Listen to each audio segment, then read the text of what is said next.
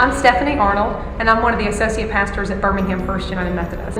The church here knows I call it my second calling. In the ICE program in South Africa in particular, I felt like I had a new understanding of what it meant to be called to be a United Methodist pastor for Stephanie. That previously I had felt called into ministry, but this is where I now understood what it was I was supposed to do. And what I felt like I heard in South Africa was the kingdom of God is greater than you have perceived it to be.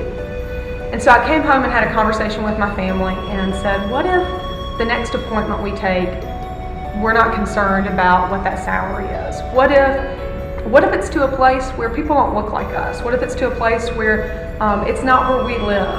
It's a place where people don't have the same education we do. It's a place where there's no ladder climbing on it. And we began to really think about that, because I was pretty clear that while Bible studies are important, that I didn't want to just be a ministry to plan Bible studies for largely women who wanted to take one more at 10:30 in the morning. That I needed my calling, if I was going to take time away from my family, to address real issues for why we are not living into the kingdom of God.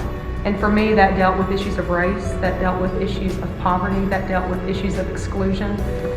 And learning that in this church, on any Sunday morning, you have someone who is homeless, and they may be seating next to someone who's got a great position in one of these corporate offices, really struck me. That this was the first place I could serve where those two worlds were coming together.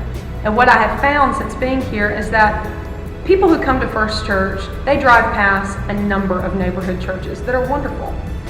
But it takes intentionality to come here. And for most of those people, the intentionality is they want their faith to address those issues that I care deeply about.